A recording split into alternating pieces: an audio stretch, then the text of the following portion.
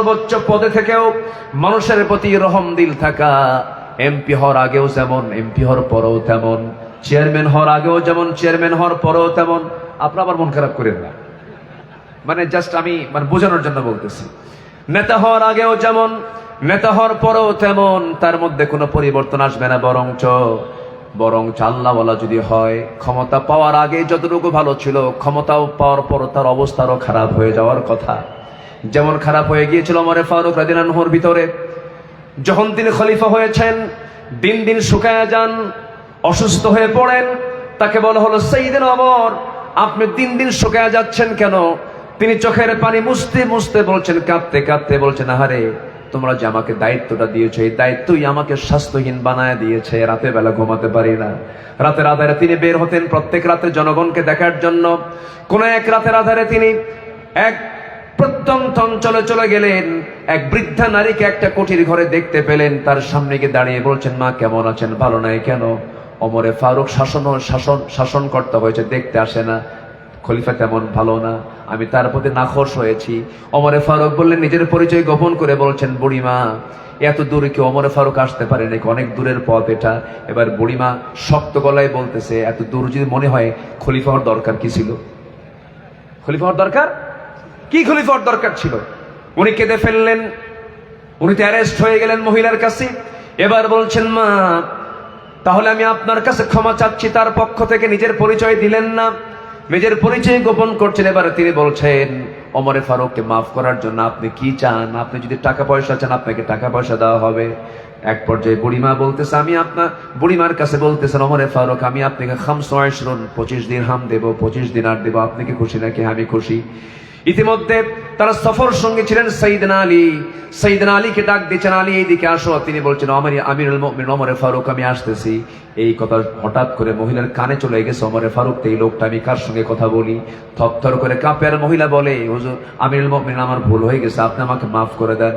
ওমরে ফারুক বলছেন, বুড়িমা, আপনি আমাকে চিনতে পেরেছেন, ভালো কথা, কিন্তু মাফ আপনি চান কেন? মাফ আমি আপনার কাছে চাই, আপনি আমাকে মাফ করে দেন। আমি আপনাকে 25 দিরহাম দিয়ে দিলাম, আপনি আমাকে লিখে দেন।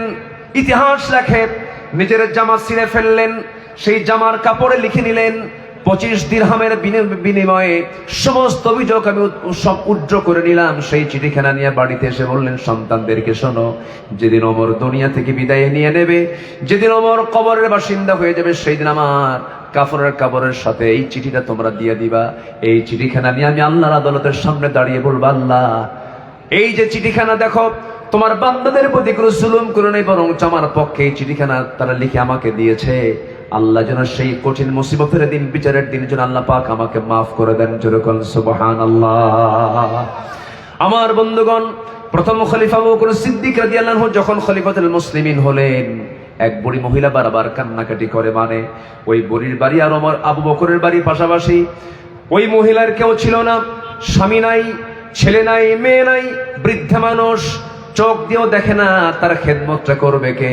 প্রতিবেশী হওয়ার কারণে প্রত্যেক রাত্রে আবু বকর সিদ্দিক রাদিয়াল্লাহু আনহু তার খেদমত করে আসতেন। তার কাপড় চোপড় ধুয়ে দেওয়া, তার রান্না বান্না করে দেওয়া এবং তার খাবার টাবার ধুয়ে দেওয়ার সমস্ত দায়িত্ব তিনি পালন করতেন। কিন্তু খলিফা যখন হলেন, ওই মহিলার কানে যখন চলে গেছে, কান্নাকাটি করছেন মহিলা। কিন্তু সন্ধ্যাবেলায় হাজির। আবু বকর বলছেন, ও বৃদ্ধা নারী, আপনি কান্দেন কেন? আবু বকর খলিফা হওয়ার আগে যে খেদমত করেছে, খলিফা হওয়ার পর আপনার সেই খেদমত করে যাবে। কোনো টেনশন করার দরকার নাই আপনার। ইতিহাস লেখে, একটানা 2 বছর তিনি খেলাফতের দায়িত্ব পালন করেছেন, প্রতিবেশীর হক আদায় করেছেন। এবার তিনি মারা গেলেন। এখন ওই মহিলা বেঁচে আছেন, কিন্তু তার খেদমতটা করবে কে? মহিলা জানে না প্রথম খলিফা ইন্তেকাল করেছেন। দ্বিতীয় খলিফার খেলাফত প্রতিষ্ঠা হয়ে গেছে। ওমরে ফারুক জানলেন ওই মহিলাকে দেখার মতো কেউ নাই। তিনিও করলেন কি, সন্ধ্যার সময় আবু বকরের মতো তিনিও খেদমত করার জন্য ওই মহিলার ঘরের মধ্যে ঢুকলেন। ঘরের মধ্যে ঢুকে তার খেদমত করে আসলেন। কিন্তু মহিলা জানেন না আমার আবু বকর মারা গেছেন, খাদেম চেঞ্জ হয়ে গেছে, খলিফা চেঞ্জ হয়ে গেছে। ঘরের মধ্যে ঢুকি সমস্ত কাপড় চোপড় গুলো ধুয়ে দেওয়া, খাবার রান্না বান্না গুলো করে দেওয়া, ফলমূল গুলো ধুয়ে দিয়ে ওমর ফারুক ঘর থেকে বের হয়ে আসলেন। সামনে খাবার নিয়ে যখন বুড়িমা বসেছেন, একটা খেজুর যখন মুখে নিয়েছেন, খেজুরের মুখে নেওয়ার সঙ্গে সঙ্গে দাঁতের নিচে খেজুরের বিচি পড়ে গেছে। তখন তিনি বলে ফেললেন, ইন্না লিল্লাহ, আমার বিশ্বাস আমার আসল খাদেম আবু বকর দুনিয়াতে নেই, সে দুনিয়া থেকে বিদায় নিয়েছে। কারণ আমার আবু বকর যখন খেজুরটাও যখন আমার সামনে ধুয়ে দিত, শুধু খেজুর ধুয়ে দিত না, আমি বুড়া মানুষ, আমার খেতে যেন কষ্ট না হয়, খেজুরের বিচিস পর্যন্ত সে সরাইয়া দিয়ে আমার শুধু খেজুরগুলো আমার হাতে আমার সামনে দিয়ে দিত। জোরে বলেন সুবহানাল্লাহ। আমার বন্ধুগণ, তাহলে মুত্তাকি বান্দার বৈশিষ্ট্য হবে সর্বোচ্চ পদে থেকেও যা, না থেকেও তাই। তার যে খেদমত, তার যে উদারতা, তার যে আচরণ, তার যে স্বভাব একই রকম থেকে যাবে। আমার বন্ধুগণ, এরপরে নাম্বার 6 হলো অন্যের সম্পদ এবং হক লঙ্ঘন থেকে ওই বান্দা নিজেকে পরহেজ রাখবে।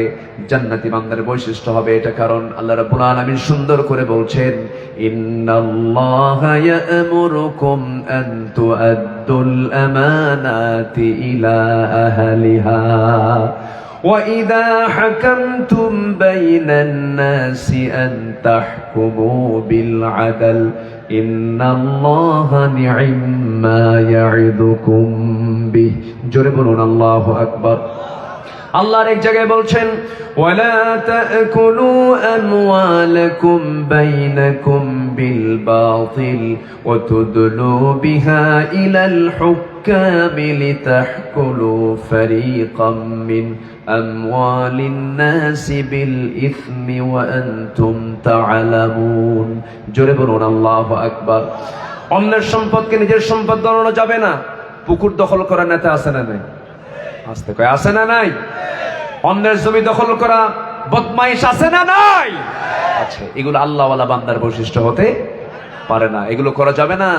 আপনি যা করবেন এগুলো হক নষ্ট হয়ে যাবে, জাহান্নামে আল্লাহ পাক উপর করে একদম উল্টা করে জাহান্নামের মধ্যে ফেলে দিবেন। তিনি কে? তিনি কে? তিনি কে? আল্লাহ তাআলা। নাম্বার 7 হচ্ছে জীবনের সকল জায়গায় আল্লাহর পরে সবচেয়ে বেশি মহব্বত করতে হবে একজন মানুষকে, তিনি হচ্ছেন মুহাম্মদ সাল্লাল্লাহু আলাইহি ওয়াসাল্লাম।